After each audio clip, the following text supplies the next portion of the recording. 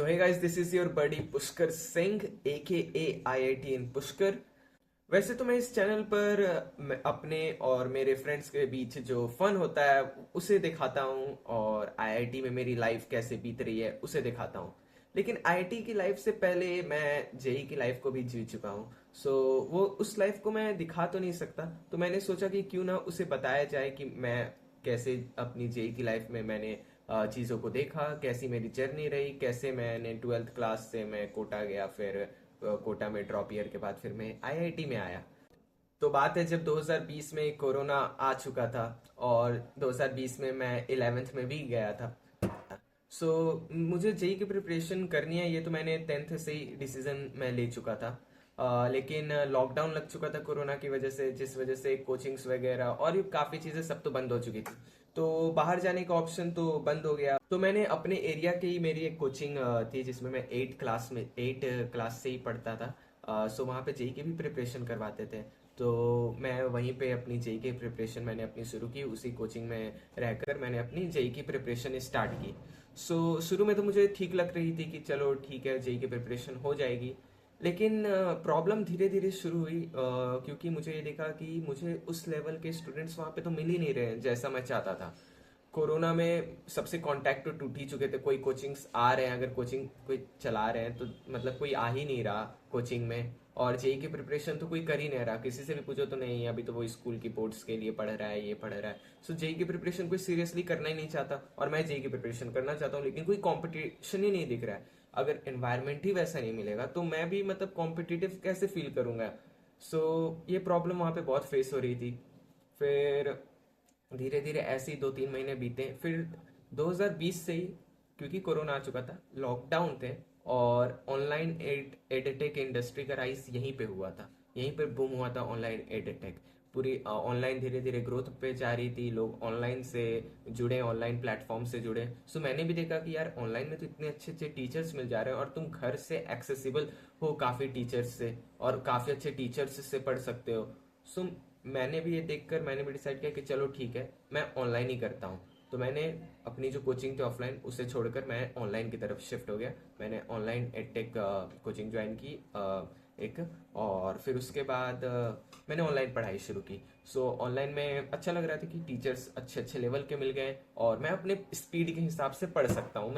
But real problem तो अब शुरू होती है मेरे साथ, क्योंकि प्रॉब्लम ये होती है कि मैं ऑनलाइन प्लेटफॉर्म से प्रिपरेशन करने के की वजह से मैं चार दीवारी के अंदर बंद हो चुका था।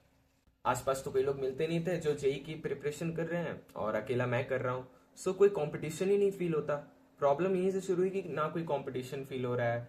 अब धीरे धीरे ये भी प्रॉब्लम हो रही है कि अब सिलेबस मैं टाइम पे कंप्लीट नहीं करूँ, क्योंकि पूरी जिम्मेदारी मेरे ऊपर है। क्योंकि आप अब अकेले हो चुके हो, आप ऑनलाइन पढ़ाई कर रहे हो, आप अकेले हो, अब आपको ही सिलेबस कंप्लीट करना है। आप कोचिंग जा नहीं रहे हो, कोई कोई अकाउंटेबिलिटी रहेगी, कोई टीचर आपसे कांटेक्ट में रहेगा, उतना नहीं होता है। आप घर पे हो, सब आपकी अब जिम्मेदारी है। अब आप अपने से लेक्चर देखकर सब कंप्लीट करो। अब यही प्रॉब्लम है कि ना एनवायरनमेंट मिल रहा है, अब मैं चार दीवारी के अंदर हूँ, लोनलीनेस फील हो रही है। फाइनली यही होता है कि जो चीज़ इंपॉर्टेंट थी वो खो चुकी थी मुझसे, और वो थी कंसिस्टेंसी।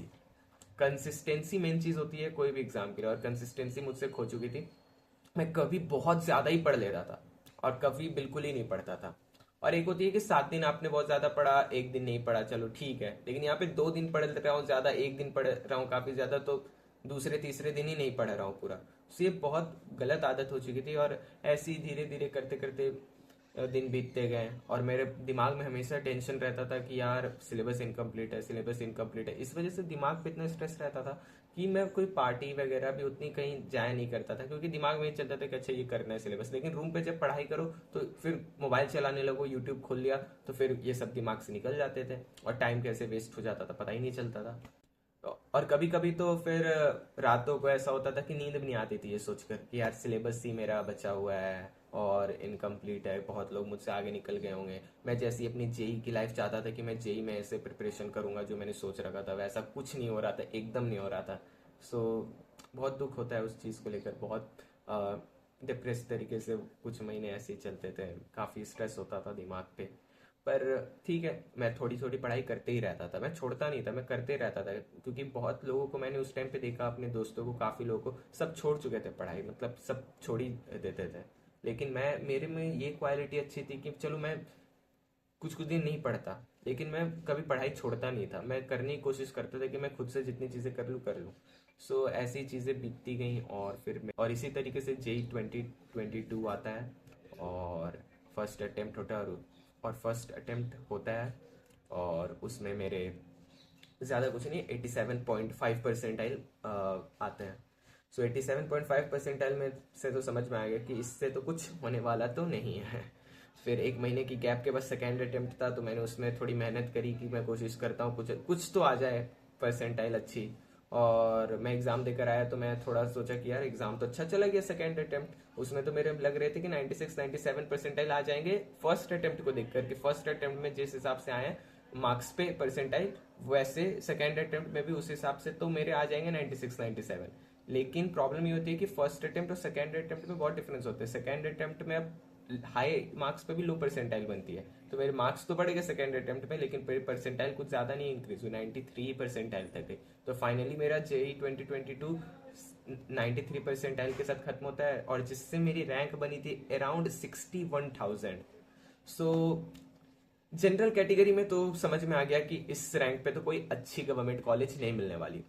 और छोटे कॉलेज में जाकर मैं खुद एडजस्ट तो नहीं करना चाहता था कि मैं किसी में चले जाऊं और एडजस्ट कर लूं ऐसे ही 4 साल तक, 5 साल तक, वो तो नहीं हो सकता था मुझसे। सो मैंने डिसाइड करा कि नहीं, मैं 1 साल और रिपीट करूंगा, मुझे एक अच्छे कॉलेज में जाना है, एनआईटी या आईआईटी में, टॉप के वो भी। और मैं जानता था कि मेरे अंदर वो है बात, वो काबिलियत तो है, तो मैं जा सकता हूँ। लेकिन सबसे बड़ा डिसीजन जो मैंने इस चीज़ में लिया था, एक ईयर के रिपीट करने में, ये था कि मैं बाहर ऑफलाइन कोचिंग जाकर ज्वाइन करूंगा। क्योंकि मैंने 11 12 देख लिया कि खुद से घर पे रह के पढ़ाई करना ऑनलाइन बहुत मुश्किल है, कंसिस्टेंसी मेंटेन करना बहुत मुश्किल है। सो मैंने डिसाइड कर लिया कि मैं कोचिंग ऑफलाइन स्टेबलाइज्ड कोचिंग में जाऊंगा, और वहाँ जाकर, और जो कि घर से दूर होगी, वहाँ जाके अच्छे से पढ़ाई करूंगा। सो ये डिसीजन मैंने अपने पापा को बताया।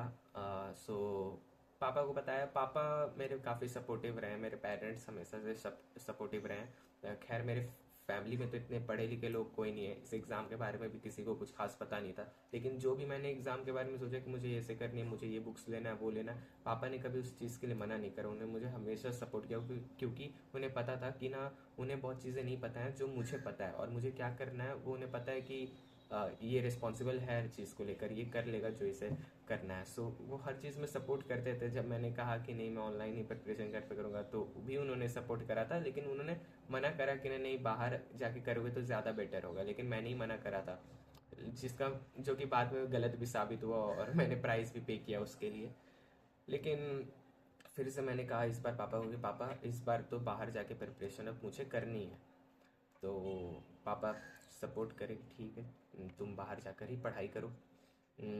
तो उस समय मेरे बहुत सारे दोस्त, जो 2 3 दोस्त थे, वो कोटा चले गए थे, कोटा प्रिपरेशन के लिए। तो मैंने भी देखा कि कोटा अगर वो प्रिपरेशन के लिए जा रहे, तो मैं भी कोटा ही चला जाता हूँ प्रिपरेशन के लिए। और उस मेरे जो दोस्त थे, उनके उन वो जिस बिल्डिंग में रहते थे, जिस हॉस्टल में, मैं उन्हीं के साथ चला जाता हूँ।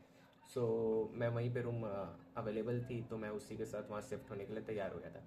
अब ये सब चीज़ें पापा को तो बता दिया, लेकिन फिर धीरे धीरे पापा भी मान गए। लेकिन ऐसे ही होता है कि कुछ दिन कुछ लोग मिलने लगे, सो वो कहने लगे कि क्यों जा रहे हो वापस एक ईयर रिपीट करने के लिए। अभी जो आया है 93, वो भी को बहुत अच्छा है 90 से ऊपर है, वो तो काफ़ी अच्छा है, यहाँ हो जाएगी इस कॉलेज में एडमिशन, ये भी तो गवर्नमेंट कॉलेज है, स्टेट गवर्नमेंट कॉलेज।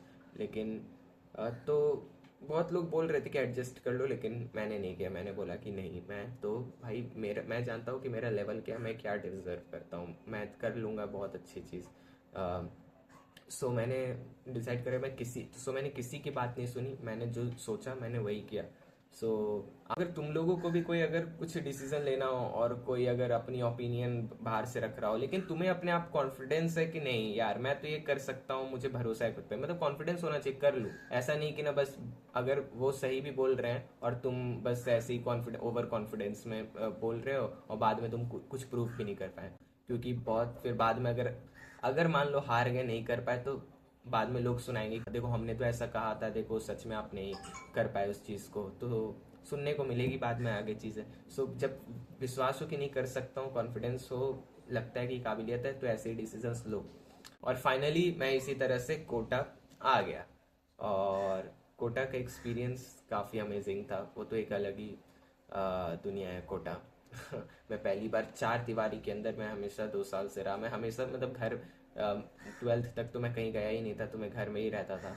और अचानक से कोटा जैसे एक बड़ी से शहर, कोचिंग हब गया, वहाँ पे इतनी चीज़ें देखी। सो काफ़ी अच्छा लगे थे चीज़ें।